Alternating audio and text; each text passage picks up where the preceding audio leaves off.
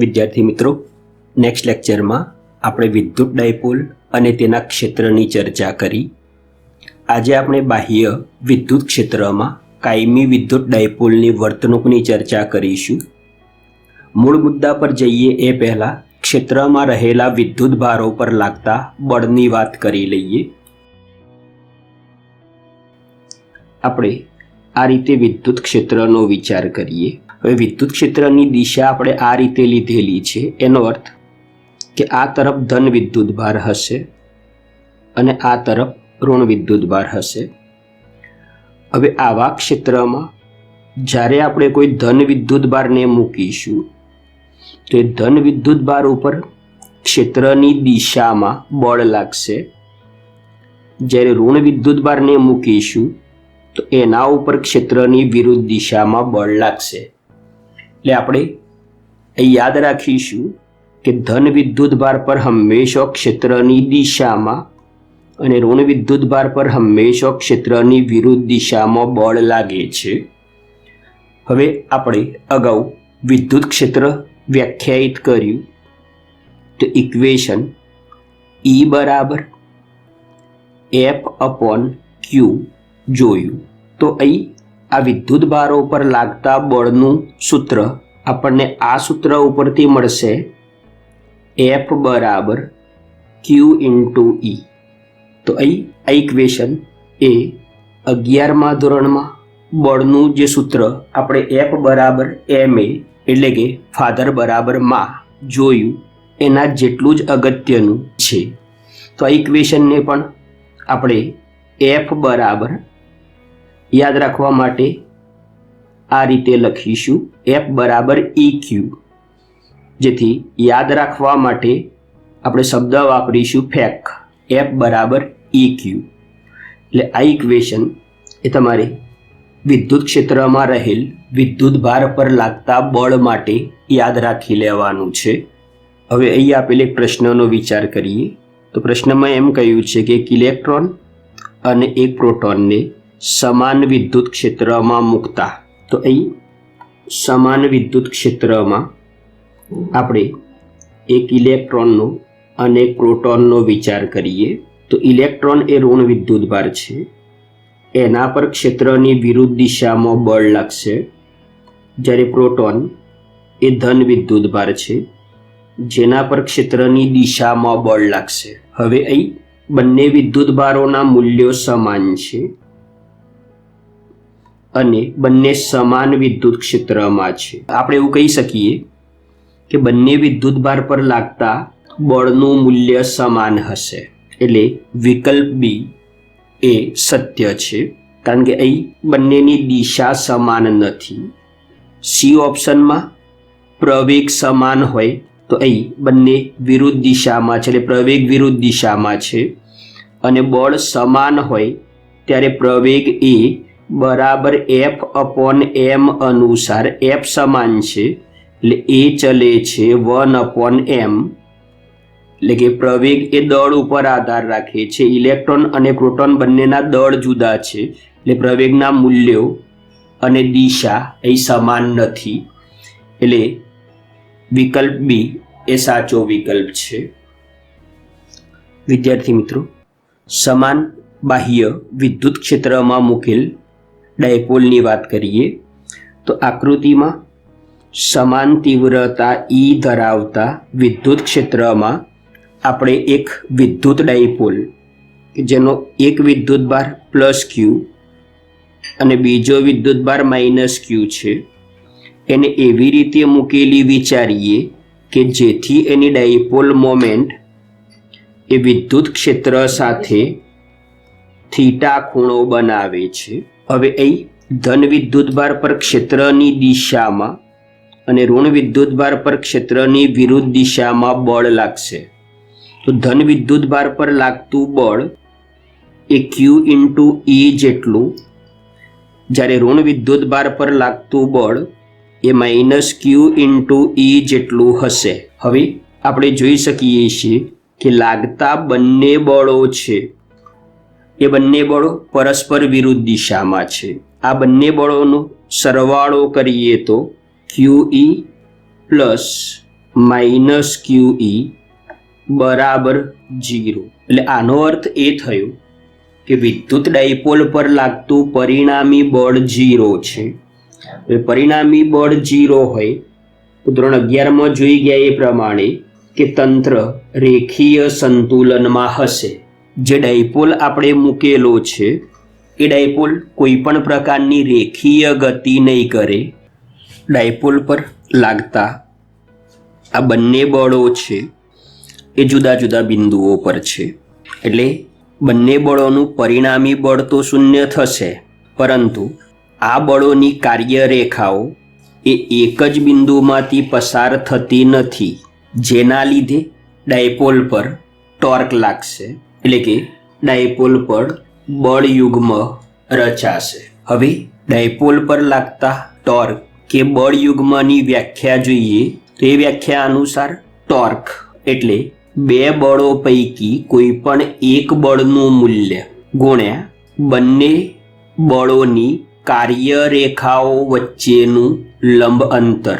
તો અહીં વ્યાખ્યા અનુસાર ટોર્ક ટાઉ બરાબર બે બળો પૈકી કોઈ પણ એક બળનું મૂલ્ય, તો એ બંનેના મૂલ્યો સમાન છે. તો આપણે મૂલ્ય લખીએ QE ઇન્ટુ બંને બળોની કાર્યરેખાઓ. એટલે આ બળની કાર્યરેખા આ રીતે અને આ બળની કાર્યરેખા આ રીતે વિચારીએ તો આ બંને કાર્યરેખાઓ વચ્ચેનું લંબ અંતર, અથવા સરળતા ખાતર એને x અથવા y તરીકે ધારી લેશો તો પણ ચાલશે. એટલે ટોર્ક T બરાબર QE ઇન્ટુ લંબ અંતર.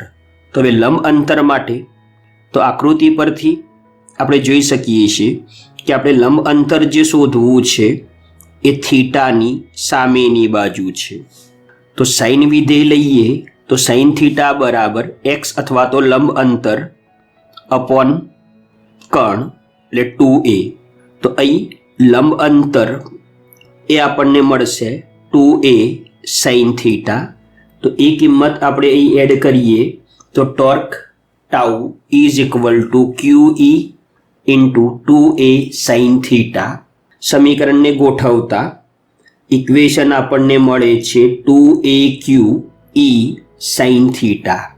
હવે ડાયપોલ મોમેન્ટની વ્યાખ્યા અનુસાર ડાયપોલ મોમેન્ટ P બરાબર 2aq. એટલે અહીં 2aqની જગ્યાએ આપણે P લખીએ તો ટોર્કનું ઇક્વેશન આપણને મળશે PE સાઇન થીટા. હવે આપણે આ ઇક્વેશનને સદિશ તરીકે રજૂ કરવું છે તો એનું સદિશ સ્વરૂપ થશે torque tau is equal to સદિશ P ક્રોસ સદિશ E. હવે આપણે ટોર્કનું જે ઇક્વેશન મેળવ્યું એ ટોર્ક બરાબર PE સાઇન થીટા મળ્યું અને એનું સદિશ સ્વરૂપ આપણે જે લખ્યું એ torque is equal to P cross E આ રીતે આપણે લખ્યું. તો એક પ્રશ્ન એ થાય કે ટોર્કનું આ ઇક્વેશન E ક્રોસ P કેમ ના લીધું? તો ધોરણ 11માં આપણે જોઈ ગયા એ પ્રમાણે કે કોઈ પદાર્થ જે દિશામાં પરિભ્રમણ કે ચાક ગતિ કરતો હોય એ દિશામાં જમણા હાથની મુઠ્ઠી બંધ કરતો અંગૂઠો જે તરફ રહે એ ટોર્કની દિશા થશે. અહીં આકૃતિમાં આપણે જોઈ શકીએ છીએ કે આપેલ જે સમતલ છે એની ગતિની જે દિશા છે એ એન્ટી ક્લોકવાઇઝ છે, અને એન્ટી ક્લોકવાઇઝ હોય ત્યારે જે ટોર્કની દિશા મળે છે એ એને લંબ બહારની તરફ મળે છે. આની જગ્યાએ જો આ તકતીનું પરિભ્રમણ આ દિશામાં હોત એટલે કે ક્લોકવાઇઝ હોત તો ટોર્કની જે દિશા મળે છે એ લંબ અંદરની તરફ મળે છે. એ ટૂંકમાં ક્લોકવાઇઝ દિશા માટે ટોર્કની દિશા અંદર તરફ અને એન્ટી ક્લોકવાઇઝ પરિભ્રમણ માટે ટોર્કની દિશા એ બહારની તરફ મળે છે. હવે આપણે આપણી આકૃતિમાં જોઈ શકીએ છીએ કે અહીં લાગતા આ બંને બળોના લીધે અહીં જે ડાયપોલ છે એ આ દિશામાં રોટેશન કરશે. એટલે કે પરિભ્રમણની દિશા એ ક્લોકવાઇઝ થશે અને ક્લોકવાઇઝ દિશામાં ટોર્ક છે એ સમતલને લંબ અંદર તરફ થશે. હવે આપણે અહીં જો E ક્રોસ P કરીએ તો E ક્રોસ P એ આ રીતે થશે.